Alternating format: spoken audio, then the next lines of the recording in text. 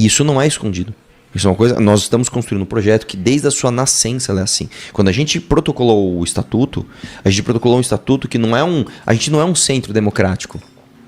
Se você lê o estatuto no MDB, do não sei o que lá da vida, é muito dentro da legalidade, ele é o máximo diferente possível que dá pra ser do nosso. O nosso é não. Né? A gente não tem correntes, a gente não tem segregacionismo, não existe corrente interna no MBL. Você já sentiu que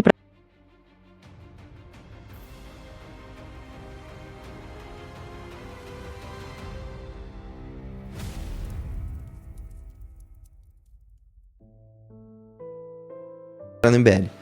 Você já sentiu que para alguns políticos você é apenas um número em uma planilha? Pois é, o que está acontecendo nos bastidores da política em 2026 é algo que a gente precisa conversar sério. Você já ouviu falar de um cara chamado Curtis Yarvin? Ele é um guru lá do Vale do Silício que está fazendo a cabeça de muita gente aqui no Brasil, inclusive de movimentos que se diziam liberais, como o MBL. A ideia deles parece bonitinha. Eles falam em eficiência, em Estado que funciona e em tratar o governo como se fosse uma empresa. Mas para e pensa, se o Brasil virar uma empresa, quem é você nessa história? Você é o dono? Ou você é o funcionário que pode ser demitido a qualquer momento? O plano desses caras é o que eles chamam de neocamerismo. Na prática, eles querem que o presidente seja um CEO, um patrão com poderes totais. E é aí que mora o perigo. Numa empresa, o que não dá lucro é cortado. Agora traz isso para nossa realidade. O que acontece com o aposentado que dá prejuízo para o governo? O que acontece com quem depende de um auxílio para comer? Eles já defendem abertamente desvincular o salário mínimo da aposentadoria. Desindexar, sei lá, do salário mínimo ou aposentadoria. Isso é altamente impopular, mas alguém precisa explicar que isso vai precisar ser feito. Isso significa que daqui a pouco, seu avô ou você no futuro vai ganhar uma miséria que não compra nenhum remédio, só pra conta do patrão fechar no azul. Eles dizem que o brasileiro não sabe cuidar do próprio dinheiro e que por isso o governo tem que controlar tudo. Ué, mas eles não eram contra o Estado mandar na nossa vida? Então, quando a gente coloca essa questão geracional, o Cânides falava uma coisa muito interessante, principalmente utilizando a Previdência como exemplo, né?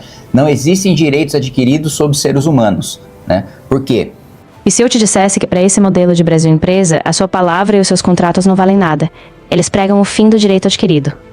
Pensa comigo, você trabalhou 35 anos, seguiu todas as regras, contribuiu todo mês e finalmente se aposentou com 65 anos. Na democracia atual, o governo não pode simplesmente dizer mudei de ideia, volta a trabalhar. Mas no modelo que eles defendem, se a planilha de lucro não fechar hoje, eles podem mudar a regra para quem já está aposentado. Eles tratam a lei como um software que recebe uma atualização e deleta o que ficou para trás. Se eles decidirem que agora a idade é 70, você que já está em casa descansando pode perder o seu benefício da noite para o dia. Eles não fazem projeção para o futuro. Eles querem o lucro agora, custe o que custar para quem já deu a vida pelo país. É como se você comprasse um carro, pagasse todas as parcelas e na hora de receber o documento, a concessionária dissesse: mudei a regra, agora você tem que pagar mais 5 anos. Da democracia, evidente que ela precisa ser preservada. Mas a partir do momento que ela não traz bem-estar para a população, ela está ameaçada. Porque a população começa a ver a democracia como um problema. Sim, ela fala, concordo. se eu estou inseguro, Concordo. se a economia está um lixo, se eu não consigo comprar uma casa, se eu não consigo comprar um carro, esse negócio de democracia não está funcionando. Concordo. Eu estudei durante 6 meses nesse ano, estrutura de Estado chinês. E os chineses dizem uma coisa muito interessante, que é o seguinte, olha, o regime de vocês, ele é legitimado pelo voto. O nosso regime é legitimado pelo resultado. E aí, a partir do momento que as pessoas começam a ver desenvolvimento em autocracias e em detrimento da sua democracia, ela começa a falar, não é tão ruim assim. Então... E tem mais, o alvo principal deles é o seu voto. Sabe o sufrágio universal? Aquele direito que garante que o seu voto vale o mesmo que o do homem mais rico do Brasil? Eles acham que isso é um erro. Tem gente nesse movimento dizendo que quem recebe auxílio do governo não deveria ter o voto válido, porque seria um voto comprado. Isso é um passo para trás de 100 anos. É querer voltar ao tempo em que só quem tinha terra e dinheiro mandava no país. Se você é pobre, na visão deles, você não é um cidadão com direitos. Você é um erro de sistema que não deveria apitar nada na política. Eles querem trocar a democracia por uma técnica onde só os bonitões da inteligência decidem o seu futuro por você. Você já parou para pensar no que acontece quando a eficiência vira uma desculpa para rasgar a democracia?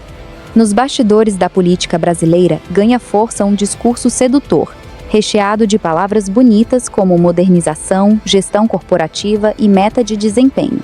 Mas quando você puxa o fio e analisa o que está por trás dessa embalagem, o que sobra é um projeto perigoso de erosão dos seus direitos e do seu poder de escolha. Em uma entrevista recente, Renan Santos, uma das principais lideranças do MBL, deixou clara a engrenagem desse pensamento. Ao analisar o modelo de Estado e criticar a democracia tradicional, ele trouxe à tona uma comparação direta com a autocracia chinesa. Segundo a lógica apresentada, enquanto a democracia ocidental se legitima pelo voto, o regime chinês se legitima pelo resultado. O argumento sugere que quando a democracia falha em entregar segurança ou prosperidade, a população passa a ver o autoritarismo como algo aceitável. Isso não é uma mera observação sociológica, é a racionalização prévia do desmonte democrático. A mensagem subliminar é simples e perigosa. A liberdade política, o direito de discordar e a soberania do voto seriam luxos dispensáveis se um governo central entregar metas e números numa planilha. É a tentativa de substituir a sua condição de cidadão pleno, que tem direitos inalienáveis, pela condição de um mero funcionário de um Brasil empresa, onde quem não produz lucro ou dita o ritmo da produtividade passa a ser visto como um custo ineficiente a ser cortado. E como isso se aplica na prática? Não se destrói a democracia do dia para a noite. Isso é feito aos poucos, em um laboratório de testes. Uma das propostas defendidas pelo próprio movimento é a ideia de que o governo federal possa cassar um mandato de prefeitos eleitos caso eles não atinjam metas de gestão estipuladas pelo poder central. Para e pensa, como isso funcionaria no Brasil real? Na Constituição de 1988, o prefeito é escolhido pelo voto direto e soberano da população local. Os municípios possuem autonomia garantida pelo Pacto Federativo, que é uma cláusula pétrea da nossa República. Quando você permite que um órgão técnico ou o governo central destitua um prefeito eleito porque ele não bateu uma meta orçamentária ou de gestão, você está anulando o voto de toda aquela cidade. O eleitor deixa de ter a palavra final e a sua escolha é atropelada por uma decisão tecnocrática. Para implantar algo assim, seria necessário rasgar a Constituição. Seria preciso destruir o Pacto Federativo e atropelar a soberania popular. Trata-se de um movimento gradual de esvaziamento do sufrágio universal. Como eles sabem que não podem simplesmente cassar o direito de voto da população de uma vez só, vão tirando a importância dele aos poucos. Primeiro, condicionam o mandato do prefeito a uma planilha. Depois, passam a ideia de que quem recebe auxílio ou produz menos não deveria apitar na política. No final do processo, o seu voto não vale mais nada. Um Estado gerido estritamente como uma empresa privada é um pesadelo para o cidadão comum.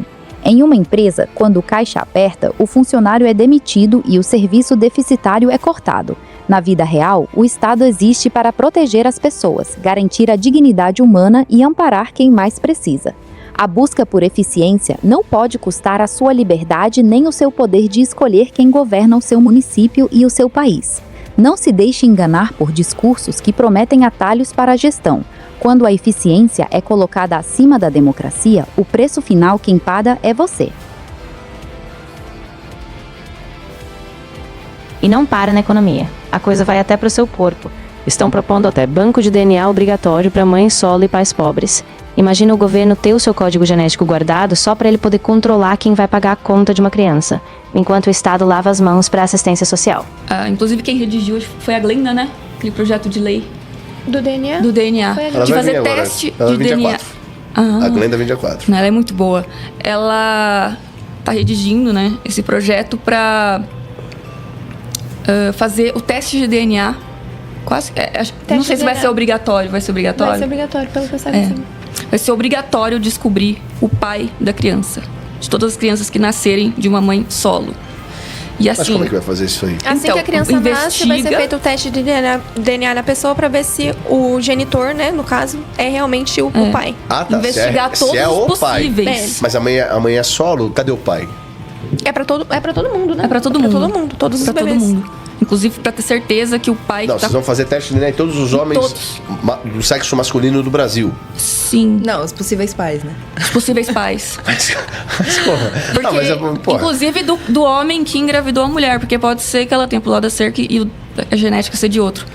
E Então, pra evitar que o pai... Gente, o Brasil não é uma máquina e nós não somos peças de reposição.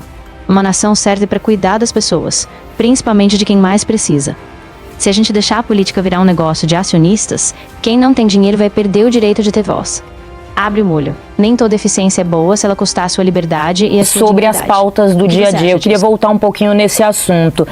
Principalmente a pauta que deve dominar os próximos dias, até as eleições, que tem sido uma bandeira do Palácio do Planalto, ali dentro do Congresso Nacional também, que é o fim da escala 6x1. Eu gostaria de saber qual a opinião do senhor, né, enquanto pré-candidato, se tem partes que lhe agrada ou não, e como tem sido aconselhado também os deputados e senadores, não necessariamente do partido, que é um partido novo, mas que, do antigo MBL, que andam junto com o senhor nessa esfera política, digamos assim. Eu não fujo de perguntas dessa, eu digo isso porque eu fico vendo o meu concorrente no campo da direita, o Flávio Bolsonaro, avisar que ele não tem nenhuma posição sobre nada em termos econômicos, né? E lógico, ele tem medo de perder voto e isso trai o eleitor dele. O Flávio Bolsonaro não tem coragem de falar sobre isso. Nós somos contra essa alteração à lei e eu aviso para o trabalhador que está assistindo essa entrevista, você está sendo enganado. A discussão não é se você vai trabalhar mais ou menos recebendo o mesmo dinheiro. A discussão é se vai passar um projeto e aí você não terá mais o seu emprego. É basicamente isso, porque nós já temos um país que está fora das cadeias globais de produção, ou seja, as empresas brasileiras estão sendo tiradas dos processos internacionais de fazer um carro, de fazer um equipamento para um celular. A gente está ficando isolado e estamos primarizando a economia, ou seja, a gente está vendendo soja, minério de ferro, nós estamos ficando um país com empregos que pagam menos. Em vez de a gente gerar mais produtividade e capacidade de competir com o mundo, nós diminuímos isso. Então, nossos juros é super alto, a gente cobra um monte de imposto e a gente ilude o trabalhador. Olha, você pode trabalhar menos e ganhar a mesma coisa. Eu vou avisar o trabalhador, é mentira, estão te enganando, estão te enrolando, o Lula está fazendo isso, igual ele falou que a taxa da blusinha não ia aumentar o preço das mercadorias, só para ele ganhar o voto, te iludindo na eleição e vencer a eleição. E a direita, que deveria ser corajosa, fazer oposição, não tem coragem de enfrentar. Aí, muito provavelmente, eles vão votar favorável, ainda vão avisar assim, olha, não caímos no truque do PT. Só que milhões de pessoas podem perder emprego, empresas brasileiras podem perder competitividade, o empresário brasileiro perde força, mas em compensação a direita não caiu no truque da esquerda. Eu não consigo acreditar nisso. Eu não consigo acreditar numa política que não seja, assim, brutalmente honesta e sincera. Então eu posso perder votos com o que eu estou falando aqui, mas eu prefiro que perder o voto, falando a verdade, do que ganhar o voto e depois eu ter que fingir que eu meti o louco no período eleitoral. Eu não acredito nisso. No debate sobre o fim da escala 6x1, o argumento mais comum de quem defende a manutenção desse modelo é o custo imediato para as empresas. Dizem que reduzir a jornada exigiria novas contratações e quebraria o pequeno comércio. Mas essa é uma visão superficial que ignora uma conta matemática pesada, os custos invisíveis do esgotamento humano. Abaixo da superfície, a escala 6x1 funciona como um ralo de dinheiro para o próprio empresário e um motor de adoecimento para o trabalhador. O custo invisível do esgotamento. Manter um funcionário trabalhando 6 dias para folgar apenas um gera 3 problemas operacionais graves que destroem a produtividade de qualquer negócio. O fenômeno dos atestados de sobrevivência. Com apenas um dia de folga na semana, geralmente engolido por tarefas domésticas como limpar a casa, lavar roupas e fazer compras, o trabalhador simplesmente não tem tempo útil para resolver burocracias básicas, ir ao banco ou consultar um médico preventivo. Para conseguir resolver a própria vida, ele é forçado a faltar ou a buscar um atestado médico. O prejuízo do burnout e dos afastamentos. O estresse crônico e a falta de descanso reduzem drasticamente a atenção. Na escala 6x1, os índices de erros operacionais e acidentes de trabalho disparam após o 5º dia consecutivo de labor. Quando o funcionário adoece e se afasta, a empresa é obrigada por lei a arcar com os custos dos primeiros 15 dias de salário sem ter a força de trabalho disponível. O fantasma da alta rotatividade, turnover. Ninguém aguenta o esgotamento por muito tempo. O trabalhador pede demissão e a empresa entra em um ciclo infinito de gastar dinheiro com processos seletivos, exames admissionais, uniformes e treinamento de novos funcionários que vão embora meses depois. A solução eficiente é modelo 5x2 e 4x3. Ao contrário do que dita o alarmismo corporativo, a transição para escalas mais humanas, como a 5x2, 5 dias de trabalho e 2 de folga, ou a promissora 4x3, semana de 4 dias, tem se mostrado um excelente negócio no mundo inteiro. Grandes testes globais, coordenados pela ONG 4-Day Week Global, revelam que ao ganhar mais tempo de descanso mantendo o mesmo salário, o comportamento do trabalhador muda drasticamente. Ele passa a produzir mais e melhor nas horas em que está na empresa, porque elimina distrações e foca no resultado. O comércio e os serviços que adotam jornadas reduzidas registram quedas brutais no absenteísmo, faltas e atrasos, e uma redução drástica nos pedidos de demissão. O trabalhador descansado atende melhor o cliente, erra menos e adoece menos. Defender a escala 6x1 sob o pretexto da lucratividade é uma miopia gerencial. Um trabalhador exausto rende menos e custa mais caro. O futuro do mercado pertence às empresas que entenderem que o descanso de qualidade não é uma perda de tempo, mas sim o maior combustível para o lucro e para a produtividade. Por que Renan Santos odeia tanto o trabalhador? Você já parou para se perguntar por que Renan Santos, um dos principais líderes do MBL e agora pré-candidato à presidência da República, defende com tanta força o fim da CLT? Por que ele repete em todas as entrevistas que a carteira de trabalho e as garantias trabalhistas precisam acabar, deixando o funcionário negociar de forma direta com o patrão? Será que essa postura é apenas uma teoria econômica liberal de livro? Ou será que existe um motivo muito mais pessoal, escondido no passado dele? A verdade aparece quando fazemos a pergunta de forma clara: por que Renan Santos ataca tanto as leis que protegem quem trabalha? A resposta revela uma incoerência enorme entre o discurso político e a prática da vida real. Para entender essa fúria contra os direitos trabalhistas, nós precisamos olhar para o histórico de Renan Santos antes de ele se dedicar integralmente à política. Junto com seus irmãos, ele gerenciava empresas familiares no interior de São Paulo, atuando nos setores têxtil e de metalurgia, como a empresa Martin Ferramentaria. Quando esses negócios fecharam as portas, eles deixaram um rastro de prejuízos na vida de dezenas de operários. Os registros do Poder Judiciário mostram que Renan Santos e sua família acumularam pelo menos 45 processos na Justiça do Trabalho. As ações, movidas pelos próprios operários que trabalhavam nas fábricas dele, cobravam calotes básicos na base da pirâmide: falta de depósito do FGTS, salários atrasados, horas extras que nunca foram pagas e o não pagamento das verbas rescisórias básicas. Os trabalhadores eram demitidos e saíam sem receber o mínimo para sustentar suas famílias enquanto buscavam outro emprego. O andamento dessas ações na justiça foi pesado. Os oficiais de justiça relataram nos autos que as empresas simplesmente sumiram dos endereços cadastrados, o que levou magistrados a apontarem indícios de fechamento fraudulento. Para tentar pagar os operários lesados, os juízes tiveram que aplicar o mecanismo jurídico de desconsideração da personalidade jurídica, que é quando a justiça ignora a empresa falida e passa a cobrar a dívida diretamente nos bens pessoais e no CPF dos donos, incluindo do próprio Renan Santos. Como reflexo desse histórico, os registros oficiais apontam que ele acumula mais de R$1 milhão em dívidas ativas com a União, envolvendo inclusive débitos previdenciários e multas trabalhistas. Publicamente, a defesa de Renan Santos alega que ele comprou a metalúrgica quando ela já estava quebrada, em uma tentativa de recuperá-la e salvar os empregos, posicionando-se como vítima da crise econômica e do chamado custo Brasil. Mas uma análise técnica da situação desmascara esse argumento. Se a intenção era proteger os empregos, fechar as portas de surpresa e reter o FGTS e as rescisões dos operários não faz sentido. Enquanto os funcionários das indústrias da família Santos ficavam sem receber o que era de direito, a estrutura política e as produtoras de mídia do MBL continuavam operando e crescendo em outras frentes. Para os operários da fábrica, restou o calote. Para o projeto político, o investimento continuou. Por isso, quando Renan Santos vai para a internet ou para os jornais atacar a escala 6x1 e dizer que a CLT está obsoleta, ele não está pensando no desenvolvimento do país. Na cabeça dele, as leis trabalhistas são as vilãs porque foram elas que o perseguiram e o puniram quando ele falhou em cumprir as obrigações mais básicas como patrão. É muito fácil defender que o trabalhador negocie direto com a empresa quando se ignora que, no Brasil real, quem ganha salário mínimo não tem poder nenhum de barganha. Defender o fim da CLT, para quem tem um histórico de dezenas de processos por calotes trabalhistas, não é modernizar o mercado. É tentar transformar em lei o tipo de precarização que ele próprio praticou no passado. Ele não odeia o trabalhador no papel. Ele odeia as leis que impedem o patrão de explorar o funcionário sem sofrer as consequências da justiça.